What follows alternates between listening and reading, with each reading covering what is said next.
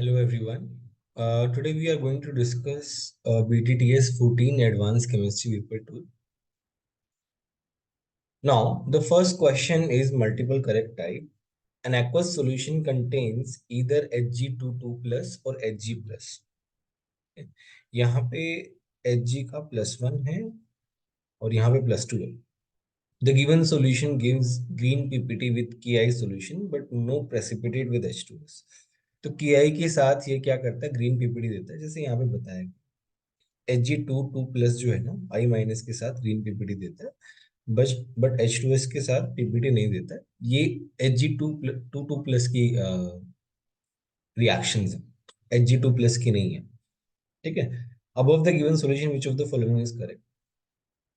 A option तो आ गया हमारा, Hg2 प्लस के साथ रिएक्शन हो रही है.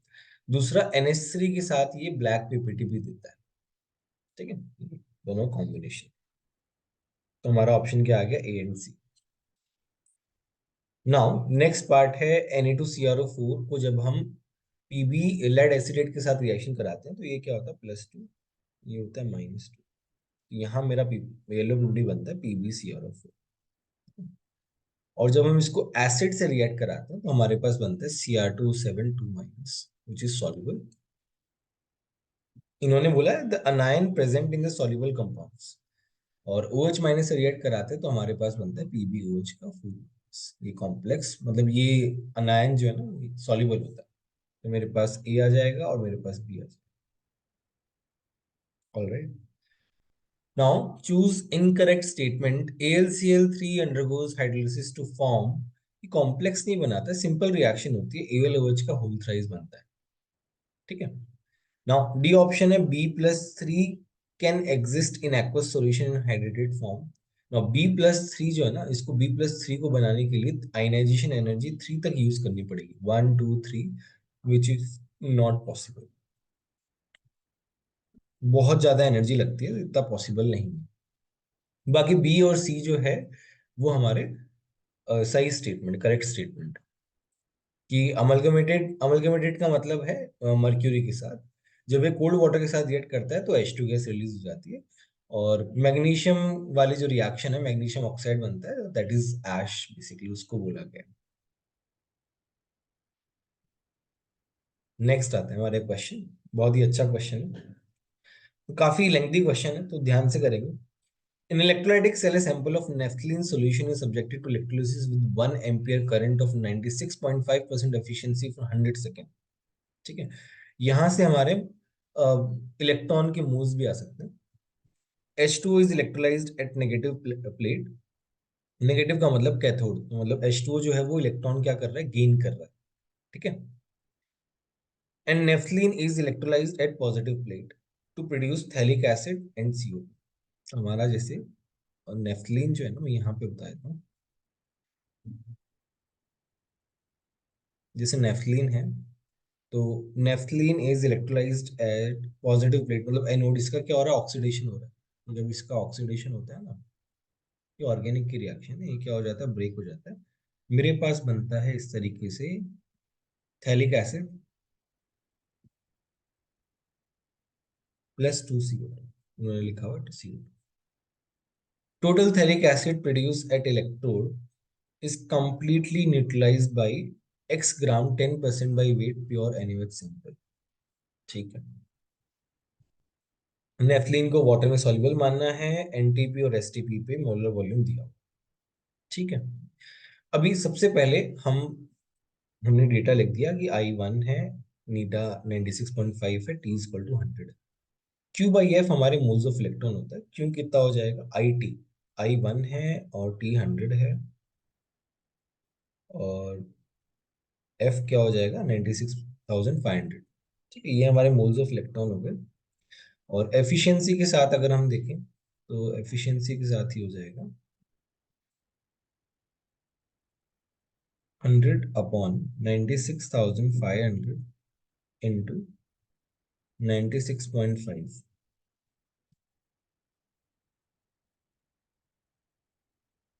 96.5% है. ठीक है. तो यहाँ पे 96.5% है, तो इस तरीके से आ जाएगा। ठीक है, 100 से 100 कैंसिल, मेरे पास आ जाएगा 10⁻⁻3।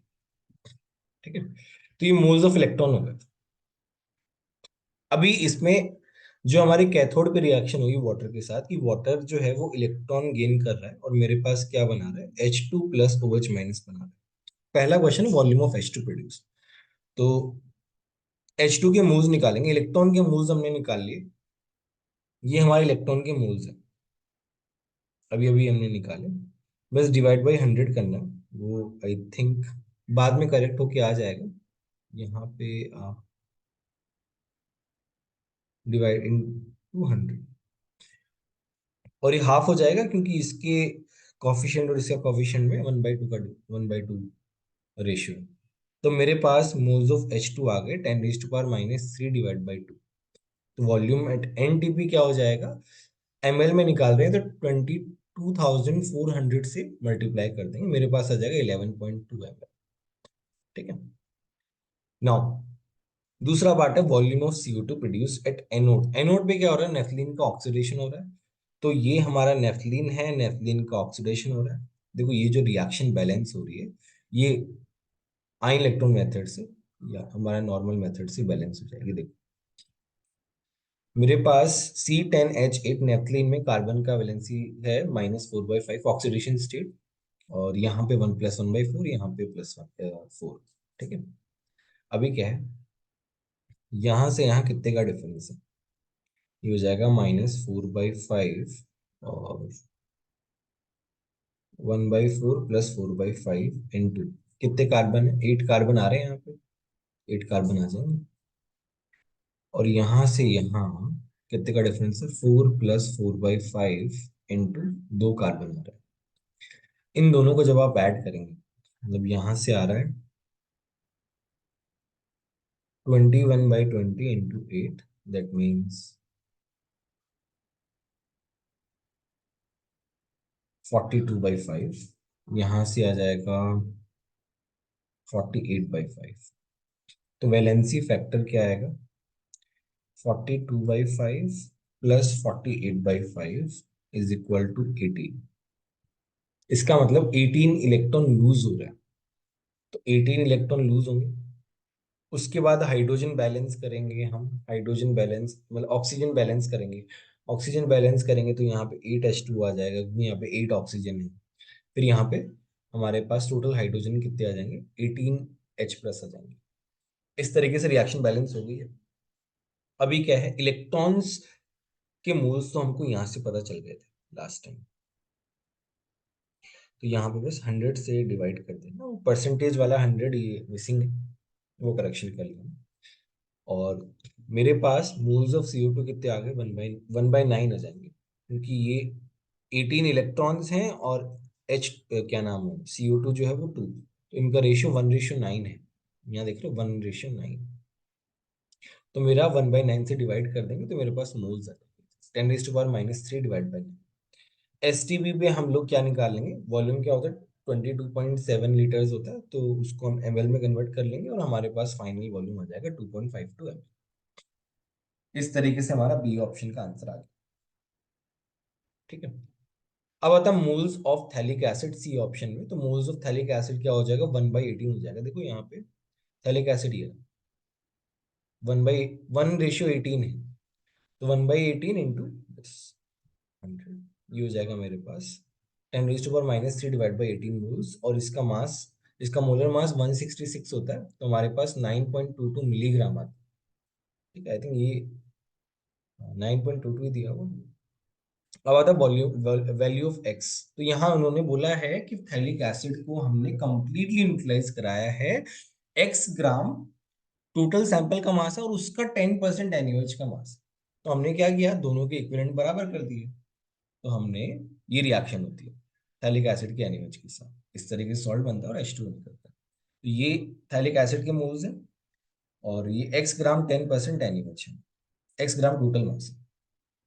ठीक है, तो NaOH के मोल्स कितने रिक्वायर्ड होंगे, डबल हो जाएंगे। तो ये है रिक्वायर्ड मोल्स ऑफ NaOH, तो 10⁻³ डिवाइड बाई 9 हो जाएगा। तो यहाँ से मास निकालेंगे, मास निकालने के लिए एनओएच का मोलर मास क्या होता है 40।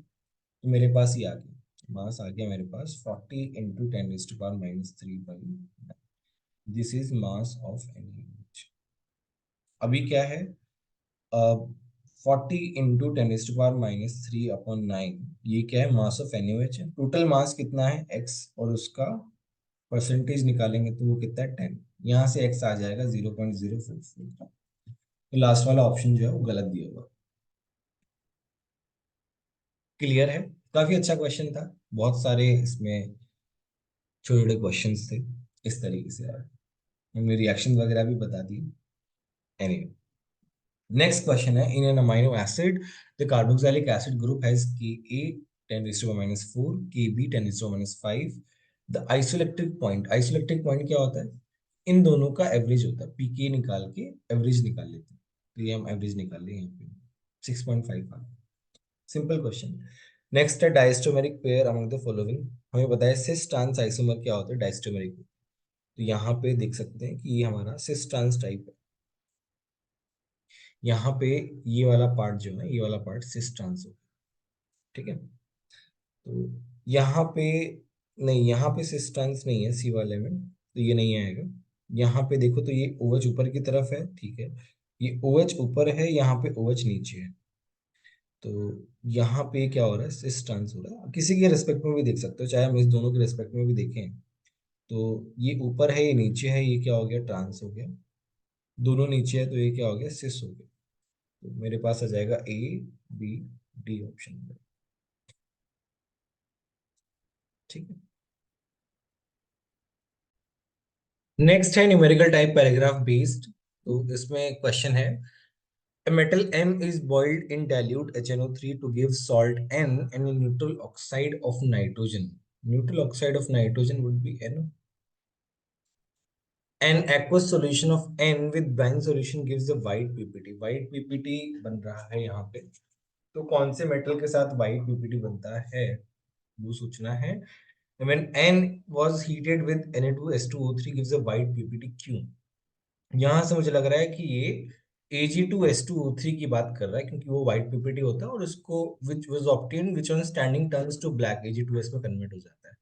तो ये जो प्रॉपर्टी है इस कंपाउंड की, इससे हमें पता चल रहा है कि ये मेटल M जो है वो Ag रिएक्शन देखते हैं। तो फर्स्ट रिएक्शन क्या है कि AgHNO3 के साथ रिएक्शन कर रहा है, AgNO3 बना रहा है प्लस NO प्लस H2। ये हमारा न्यूट्रल ऑक्साइड है, ये हमारा N है। AgNO3 NaCl के साथ ब्राइन सॉल्यूशन के साथ रिएक्ट करके व्हाइट पीपीटी बनाता है AgClES। और वहीं AgNO3 जो है Na2S2O3 के साथ रिएक्ट करके Ag2S2O3 व्हाइट पीपीटी बनाता है which on standing turns to black because वो Ag2S में कन्वर्ट हो जाता है। ठीक है, तो हमारा पहला सेवेंथ क्वेश्चन जो है कि इसका मोलर मास क्या है, NO का मोलर मास क्या हो जाएगा 14 प्लस 16 30। नेक्स्ट है what amount of Q is formed if 54 grams of metal M is taken in the process. तो मोल्स ऑफ Ag क्या आ जाएगा,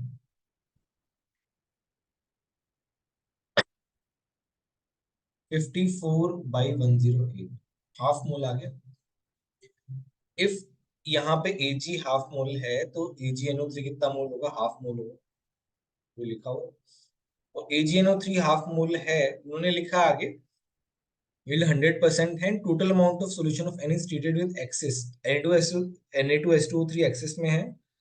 और ये क्या है, LR है, ये LR है तो Ag2S2O3 जो है वो इसके बेसिस पे ही बनेगा। और वो कितना बनेगा, हाफ मोल ऑफ AgNO3। बस कितना बन जाएगा, 1/4। इसका वेट निकाल लेंगे, आ जाएगा 82। समझ में आया कि नहीं है? नेक्स्ट हमारा है पैराग्राफ नंबर 2। ऑर्गेनिक का क्वेश्चन लग रहा है। C5H10O2 एसिड है यहाँ पे, ये हमारी HVZ रिएक्शन। HVZ रिएक्शन में क्या होता है कि COH के बाजू वाले कार्बन पे Br आ जाता है। ठीक है, तो हमारा एसिड कुछ इस तरीके से 5 कार्बन है, तो ये कार्बन इस तरीके से रहेगा, यहाँ पे Br आने वाला है। ठीक है, फिर HBr को हटा रहे हैं, मतलब एल्कीन लेके आ रहे हैं, तो ये एलिमिनेशन वाली रिएक्शन होगी। फिर CO2 निकाल रहे हैं, तो मतलब यहाँ पे एल्कीन बनेगा। और वो एल्कीन का रिडक्टिव ओजोन से दो कंपाउंड बने। इन्होंने बोला Y contains asymmetric carbon atom. इसका मतलब वाई जो है वो कैसा बन रहा होगा, यहाँ पे बी आर है, यहाँ पे एच है, यहाँ पे बचा हुआ आर। ये आर हमें पहचानना है, इसमें 3 कार्बन है। Z does not show geometrical isomerism. इसका मतलब यहाँ पे जो एल्कीन बनेगा, देखो एल्कीन जो है ना, मैं एक और कार्बन बना रहा हूँ, तो एल्कीन जो है वो यहाँ पे बनेगा, और ये ज्योमेट्रिकल आइसोमेरिज्म शो नहीं करे, तो मतलब यहाँ और यहाँ सेम ग्रुप होने चाहिए, लाइक दिस, CO2 निकल जाने के बाद, सॉरी CO2 निकल जाने से पहले, तो ये सेम होना चाहिए। इसका मतलब क्या है कि हमारा एसिड कैसा होना चाहिए, हमारा एसिड इस तरीके से होना चाहिए। देखो एसिड इस तरीके से होना चाहिए, दोनों CH3 जो CH3 है उसी कार्बन पे होने चाहिए, so that geometrical isomerism show ना करे। जैसे पहले हमने Br2 के साथ रिएक्शन कराई, फास्फोरस Br2 के साथ, तो Svz रिएक्शन हो गई, तो हमारा Br आ गया, फिर HBr निकला तो एल्कीन बन गया,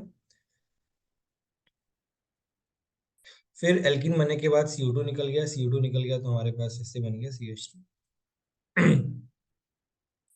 फिर हमने ओजोनलिसिस करा दिया, यहाँ पे O3 है, ओजोनलिसिस कराने पे ये बॉन्ड टूटेगा, ऑक्सीजन ऑक्सीजन आएगा यहाँ पे। ठीक है, तो मेरे पास एक तो एल्डिहाइड बनेगा और एक कीटोन बनेगा। नाउ स्किप्स रिएजेंट जो है, कौन सा पी होगा कौन सा एन होगा कैसे पता चलेगा? P gives positive Schiff's test, तो इसका मतलब पी क्या है, एल्डिहाइड, और एन जो है वो क्या है, कीटोन। हमारे पास है एक एल्डिहाइड आ गया, एक कीटोन आ गया। पहला क्वेश्चन बोला वाई का मॉलिक्यूलर वेट, वाई का मॉलिक्यूलर वेट आप निकाल लेंगे, वाई जो है उसका मॉलिक्यूलर वेट अराउंड 180.9 आता है, चेक कर लेना आप लोग।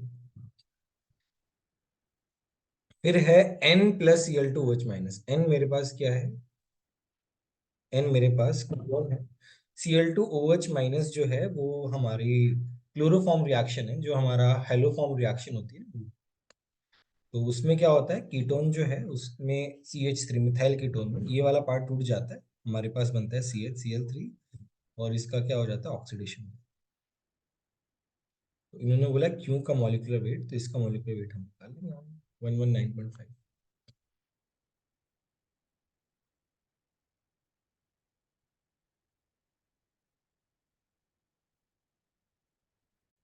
तो नेक्स्ट क्वेश्चन है फोटो इलेक्ट्रिक इफेक्ट के बारे में है, इन मेटल्स के फाई दिया हुआ है, मतलब वर्क फंक्शन की वैल्यूज दी हुई है।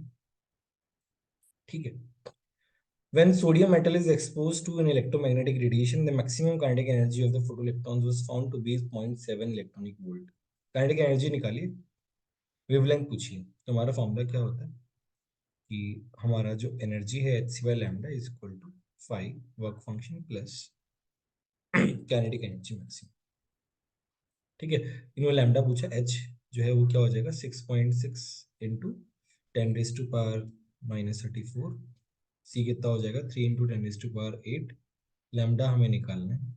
पाई कितना है दिया हुआ है, सोडियम का 2.3 इलेक्ट्रॉनिक वोल्ट, इसको हमें जूल में कन्वर्ट करना पड़ेगा, कैसे करेंगे, into 1.6 into 10⁻⁻19 plus kinetic energy maximum कितना है, 0.7 इंटू 1.6 इंटू 10⁻⁻19, यहाँ से हमारा लैम्डा आ जाएगा। लैम्डा आ गया देखो यहाँ से, तो मेरा वाई कितना आ गया, 41.2, न्यूमेरिकल है।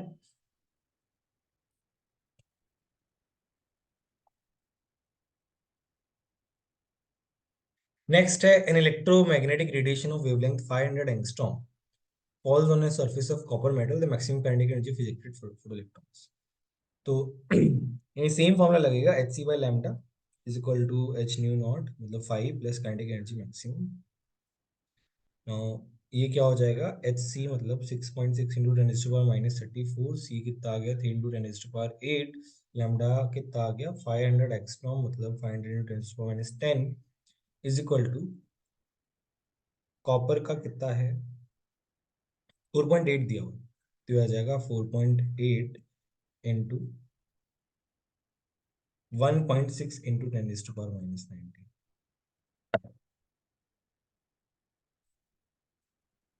ठीक है, is equal to, sorry plus kinetic energy maximum.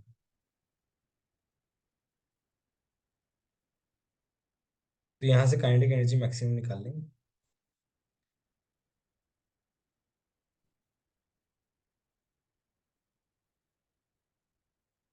तो ये सब जूल्स में आ गया है, हमें इलेक्ट्रॉनिक वोल्ट में निकालना, तो वो भी निकाल सकते हैं। ये तो मैंने जूल्स में निकालने का तरीका बता दिया। फिर डिवाइड बाई 1.6 इंटू 10⁻19 कर सकते हो, या फिर इसे आप ऐसे भी कर सकते हो। इलेक्ट्रॉनिक वोल्ट में निकालना है तो एच सी कितना हो गया 12,400, शॉर्टकट है। और लैम्डा कितना हो गया 500, माइनस काइनेटिक एनर्जी कितना है 4.8 इज इक्वल टू, सॉरी ये काइनेटिक एनर्जी, यस, यहां से भी आ जाएगा।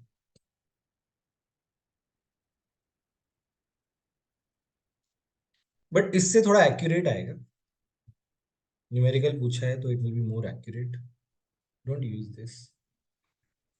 यहां से थोड़ा डेसिमल में डिफरेंस आ सकता है, ऑल्दो जे एडवांस थोड़े से डेसिमल आसपास भी देता है, बट एनीवे रिस्क नहीं लेते।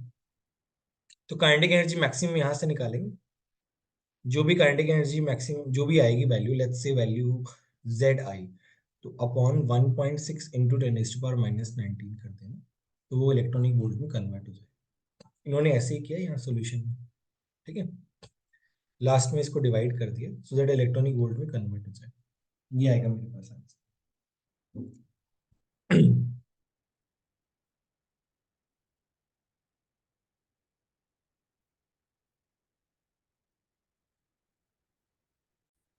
Now next पैराग्राफ देखते हैं ना, aromatic tertiary alcohol upon acid catalyse dehydration gives the product I. ठीक है, टर्शियरी अल्कोहल है और एरोमेटिक है। रिडक्टिव ओजोलिसिस जो है उससे जे और के मिलते हैं।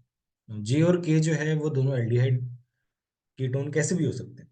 Compound J upon reaction with NaOH gives benzyl alcohol, alcohol मिल रहा है, एंड कंपाउंड एल, इसका मतलब क्या है कि यहाँ पे कैनिजार हो रही है, इसके साथ कैनिजार हो रही है तभी अल्कोहल मिल रहा है, और दो कंपाउंड मिल रहे हैं मतलब एक का ऑक्सीडेशन एक का रिडक्शन हुआ होगा। एल जो है वो हमारा एसिड रहा होगा। के जो है on heating with NaOH gives only M, एक ही प्रोडक्ट है, इसका मतलब ये वाला जो है इसके पास अल्फा एच है, ये एल्डोल कंडेंसेशन कर रहा है, ये हमें यहाँ से हिंट लग रहा है। और हमें कंपाउंड भी ऑप्शन में दिए हुए रहेंगे, जैसे आई दिया हुआ, तो हमें ये देखना है कि कौन सा कैनिजारो कर सकता है कौन सा एल्डोल कर सकता है। तो अल्कोहल जो है वो बना लेते हैं, जैसे यहाँ पे अल्कोहल क्या बनेगा, O H P H P H, यहाँ पे अल्कोहल क्या बनेगा पी एच सी सी।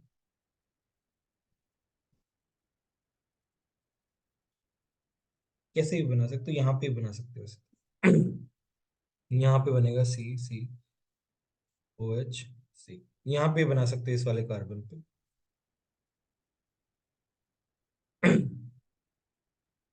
ठीक है, और यहाँ पे भी बना सकते हो पी एच सी सी ओ एच, इस वाले कार्बन पे भी बना सकते हो। ठीक है, अभी इसका डिहाइड्रेशन से आई बन रहा है, आई में एक तो हमारा कैनिजारो वाला पार्ट, जैसे इसका ओजोलिसिस किया तो कहाँ पे हमारा कैनिजारो बन सकता है वो हमें देखना पड़ेगा। पहली बात तो ये टर्शरी अल्कोहल है ही नहीं, ये टर्शरी अल्कोहल है तो ये ऑप्शन हट गया, ये भी टर्शरी अल्कोहल नहीं, ये भी हट गया, ए और बी में है। यहाँ पे क्या है ना, यहाँ पे जब रिडक्टिव ओजोलिसिस करेंगे तो हमारे पास बनेगा CH3CH, और यहाँ पे कीटोन बनेगा ऐसे। इन दोनों में से कोई भी कैनिजारो कर ही नहीं सकता, ये वाला आराम से कर सकता है। जब इसको अपन ब्रेक करेंगे तो मेरे पास बनेगा PH CH double bond O C C double bond O, यहाँ पे कीटोन वही चाहिए हमको ऊपर। तो ये कैनिजारो कर सकता है और यहाँ से एल्डोल कंडेंसेशन पॉसिबल है, तो मेरा ऑप्शन क्या आ जाएगा बी। तो हमें कंपाउंड पता चल गया है। अब हम आराम से रिएक्शन करवा सकते हैं, देखो यहाँ पे रिएक्शन लिखी हुई है, ये हमारा कंपाउंड हमें मिल गया, ओजोनलिसिस से क्या बनेगा, ये ब्रेक होगा, मेरे पास एल्डिहाइड बनेगा कीटोन बनेगा। इस एल्डिहाइड के पास अल्फा एच नहीं है तो ये क्या बन जाएगा कैनिजारो, कैनिजारो में एक अल्कोहल बनता है बेंजाइल अल्कोहल, और ये मेरे पास अनायन बन जाएगा एसिड का। कीटोन का जब हम एल्डोल कंडेंसेशन करते हैं तो हमारे पास ये वाला प्रोडक्ट बन जाएगा एम, विच इज एम। तो जे के एल जो है ना वो हमारा आ जाएगा P H C H O P H, ये वाला बी ऑप्शन हो जाएगा।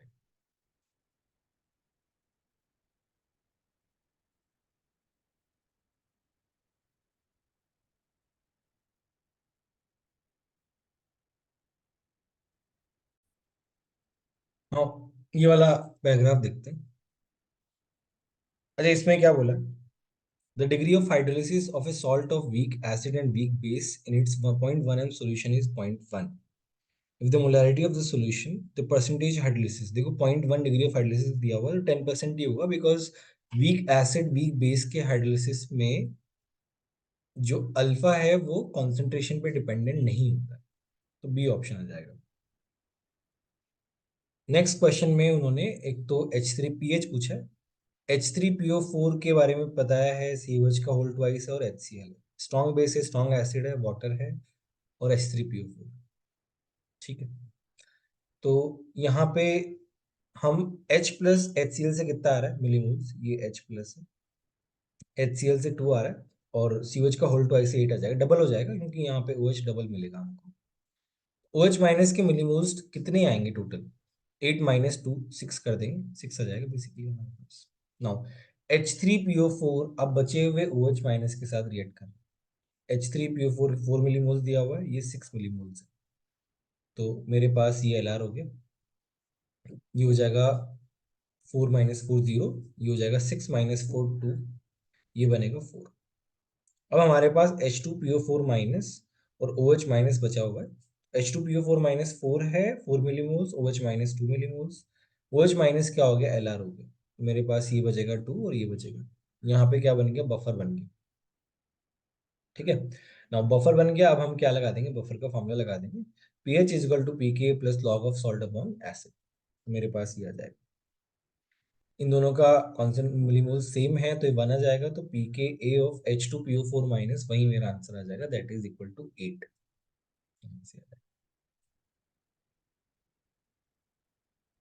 ठीक है, number of coordination isomerism for the complex. देखो इसमें क्या है, दोनों जगह प्लैटिनम है और कोऑर्डिनेशन आइसोमेरिज्म का मतलब है यहाँ से कुछ NH3 यहाँ, यहाँ से कुछ Cl यहाँ।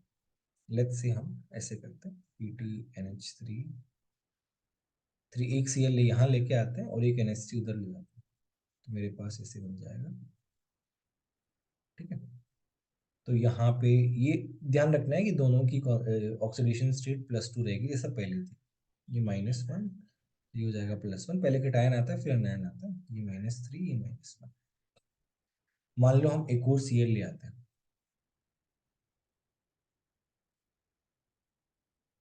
ठीक है, ये हो जाएगा PtCl2NH3 का होल ट्वाइस। तो ये +2 है, ये -2, ये 0 हो जाएगा, ये +2 ये -2 ये 0 हो जाएगा, विच इज नॉट पॉसिबल, एक कटायन एक अनायन होना ही चाहिए। और फिर अगर हम एक Cl ले जाएंगे तो सेम हो जाएगा। ठीक है, क्योंकि मेटल जो है हमारा सेम है, तो इसके दो ही आइसोमर बन पाएंगे, इस तरीके से चेक करना है। नेक्स्ट क्वेश्चन है, what is the number of moles of CH4 formed in the given reaction. तो हमें इसमें क्या होता है, CH3 माइनस होता है, MgPr प्लस होता है। तो एसिडिक H जो है ना वो CH3 के साथ, CH3 माइनस के साथ एसिडिक H प्लस जाता है और CH4 बनता है। तो we have to look for acidic H। एक तो ये हो गया, कार्बन sp का जो H होता है वो एसिडिक होता है, और ये हमारा कार्बोक्सिलिक एसिड का H वो भी एसिडिक होगा। SH थायो अल्कोहल जो है उसका भी H क्या होता है, एसिडिक होता है, 1 2 3, और एक ये वाला एसिड, और एक ये H भी होगा क्योंकि ये जाएगा तो ये रिंग एरोमेटिक बन जाएगी लाइक दिस। ये H प्लस जाता है यहाँ माइनस आता है तो ये रिंग क्या बन जाएगी, एरोमेटिक, मतलब ये भी क्या है, एसिडिक H है। तो टोटल 5 आ जाएंगे मेरे पास। ठीक है, नेक्स्ट है, इसको हम KMnO4 से रिएक्ट करा दें और मैक्सिमम नंबर ऑफ CO2 पूछा। तो KMnO4 क्या करेगा, जितने भी डबल बॉन्ड है उसको ब्रेक कर देगा, और हीट भी कर रहे हैं तो COH हो जाएगा। जैसे देखो ब्रेक करके बताया अभी, यहाँ पे COH आ गया, डबल बॉन्ड और डबल बॉन्ड, ये क्या है मेरा कीटोन बनेगा यहाँ पे, क्योंकि ये ब्रेक नहीं हो पाएगा 2 डिग्री 2 डिग्री वाला। ठीक है। और ये जो कार्बन था इसका क्या बनेगा, CO2 बन जाएगा, लाइक दिस। इसको हीट करेंगे तो मेरे पास क्या है ना, यहाँ पे ये बीटा कीटो एसिड हो गया, ये अल्फा है ये बीटा है, तो ये वाला सिस्टम बीटा कीटो एसिड हो गया। तो बीटा कीटो एसिड को हीट करते हैं ना तो CO2 ये निकल जाएगा, ये CO2 ये निकल गया, यहाँ पे मेरे पास ऐसे बन गया। ठीक। अब ये जो बचा हुआ पार्ट था इसका क्या बन जाएगा, इसका ऑक्जेलिक एसिड बन जाएगा, इस तरीके से ऑक्जेलिक एसिड बन गया। यहाँ पे जो कार्बन था उसका क्या बन गया मेरे पास, फॉर्मिक एसिड बन गया। इस वाले कार्बन का फॉर्मिक एसिड बन गया, और इसका जब ऑक्सीडेशन होता है फॉलोड बाय हीटिंग तो अल्टीमेटली CO2 ही बनेगा। जैसे मैंने पहले बताया था, इस कार्बन का अल्टीमेटली क्या बनेगा, CO2 ही बनेगा।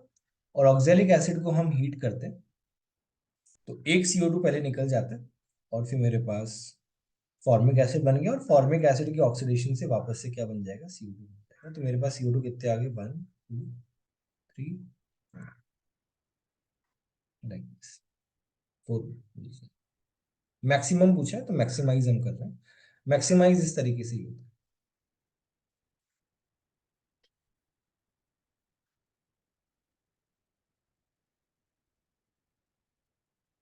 So that was about this paper.